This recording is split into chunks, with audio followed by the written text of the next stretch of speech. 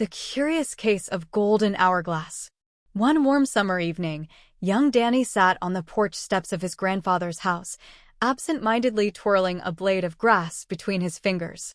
The sun had just started to dip behind the hills, casting a golden hue across the sky. Danny loved these quiet moments at Grandpa's, where the world seemed to slow down just enough for him to catch up with his thoughts. The old house, with its creaking floors and walls filled with memories, had always been a place of comfort and mystery. As he sat there, lost in his thoughts, he heard the familiar sound of Grandpa's car crunching on the gravel driveway. But this time, the sound was accompanied by another car, a sleek, black sedan that Danny didn't recognize. Curiosity piqued, he jumped to his feet and squinted to see who was visiting. Out of the car stepped a tall man with a neatly trimmed beard, wearing a sharp suit that seemed out of place in the rural setting. He had an air of sophistication, the kind Danny had only seen on television. The man exchanged a warm handshake with Grandpa, who seemed genuinely pleased to see him. "Danny," Grandpa called out, waving him over. "Come here, lad. I want you to meet an old friend of mine." Danny hesitated for a moment, then walked over, his curiosity bubbling up inside him. "This is Mr. Willard," Grandpa introduced the stranger. "We've known each other since our school days." Danny smiled politely, still unsure of what to make of the dapper man standing before him. Mr. Willard crouched down to Danny's level, his eyes twinkling with a kind of wisdom that Danny couldn't quite place. "Hello, young man," Mr. Willard said in a smooth, deep voice. "Your grandfather has told me a lot about you." Danny blushed slightly. "Nice to meet you, Mr. Willard," he mumbled. "Please, call me Will," the man replied, straightening up. As they all headed inside, Danny couldn't shake the feeling that there was something extraordinary about Mr. Willard. He was different from Grandpa's other friends. There was an aura of mystery around him, as if he carried secrets that were too fascinating to be left untold. The evening unfolded with Mr. Willard sharing stories of his travels around the world, tales of ancient ruins, bustling markets, and hidden treasures that left Danny wide-eyed with wonder. It wasn't often that someone from outside their quiet town brought such excitement into their home. After dinner, Grandpa and Mr. Willard retired to the study, a room Danny was rarely allowed to enter without invitation. But tonight, something told him that he should follow them. Slipping quietly behind them, he peeked through the slightly ajar door. The study was a room filled with dark wood, leather-bound books, and the scent of aged tobacco. A large oak desk stood in the middle, cluttered with papers, and in one corner sat an ancient globe, its surface worn from years of use. Danny's eyes were drawn to the desk where Mr. Willard placed a small, ornate box. "Is that what I think it is?" Grandpa asked, his voice tinged with awe. Mr. Willard nodded. "It's the Golden Hourglass, Jim. The very same one we read about in those old books back in college." Grandpa's eyes widened. "You actually found it?" Mr. Willard smiled. "It wasn't easy, but yes, I did. It's even more remarkable than we imagined." Danny's curiosity got the better of him. He pushed the door open just enough to slip inside, his eyes glued to the box. He had never seen his grandfather so captivated by anything before. "What's a golden hourglass?" Danny asked, stepping into the room. Both men turned to look at him, surprise and amusement on their faces. I see we have an eavesdropper," Mr. Willard said with a chuckle. Grandpa waved him over. "Come here, Danny. I suppose it's only fair that you see it too." Mr. Willard opened the box, revealing a small hourglass made of pure gold.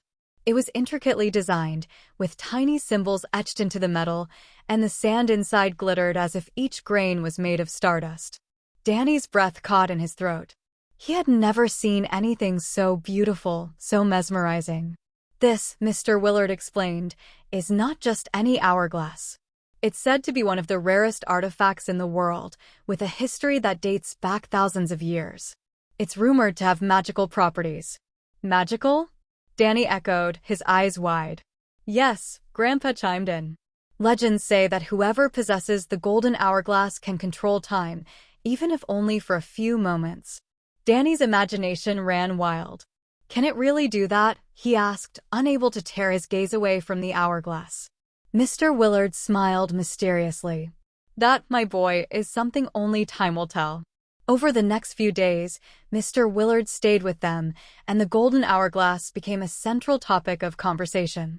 Danny was fascinated by the stories Mr. Willard told about its origins, the ancient civilizations that had once owned it, the wars fought over it, and the mysterious disappearances of those who sought to misuse its power. One evening, as the sun was setting and the shadows grew long, Danny found Mr. Willard sitting alone on the porch, the golden hourglass in his hands. Danny hesitated for a moment before approaching him. "Mr. Willard?" he asked softly. The man looked up, smiling. "Hello, Danny. Come, sit with me." Danny sat beside him, his eyes once again drawn to the hourglass. "Do you believe in magic?" Danny asked, his voice barely above a whisper. Mr. Willard turned the hourglass over in his hands, watching the sand begin to flow. "Magic is a tricky thing, Danny. It's not always about spells and wands.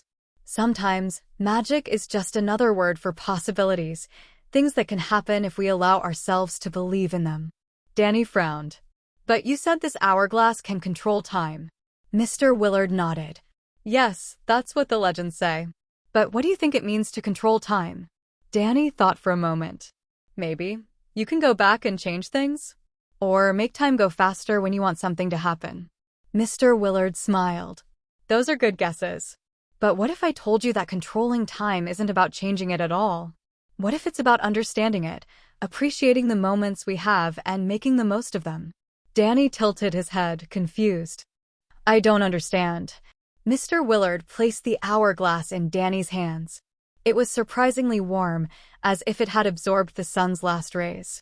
"When you turn this over, the sand begins to flow. Each grain that falls is a moment in time, a moment that you can never get back. We can't stop time, but we can choose how we spend it. That's the real magic." Danny stared at the hourglass, the weight of Mr. Willard's words sinking in. He had never thought about time like that before. "Every day," Mr. Willard continued, "we have the chance to do something meaningful, to make a difference, even in the smallest way. It's not about controlling time, but about valuing it. That's a lesson that many people don't learn until it's too late." Danny looked up at Mr. Willard, a new understanding dawning in his eyes. "So, the hourglass is just a reminder?" Mr. Willard nodded. "Exactly. A reminder that time is precious, and the choices we make with our time define who we are." Danny handed the hourglass back, feeling a sense of reverence for the object that he hadn't felt before. "Thank you, Mr. Willard," he said quietly. "I think I understand now." Mr. Willard smiled and placed a hand on Danny's shoulder. "You're a smart boy, Danny. I have no doubt you'll make good use of your time." The following day, Mr. Willard prepared to leave. His visit had been short, but it had left a lasting impression on Danny.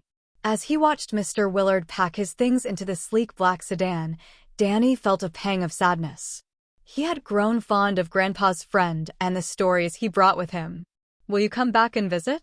Danny asked hopefully. Mr. Willard smiled as he closed the trunk of his car. "Of course, Danny. There's always more to share. But remember, time is what you make of it. Every moment is an opportunity." Danny nodded, the lesson of the golden hourglass still fresh in his mind. Before getting into the car, Mr. Willard reached into his pocket and pulled out a small object. It was a key, old and ornate, with intricate designs similar to those on the golden hourglass. "I want you to have this," Mr. Willard said, handing the key to Danny. Danny took it, puzzled. "What's it for?" Mr. Willard winked. "Let's just say it's a key to possibilities. Keep it with you, and when the time is right, you'll know what to do."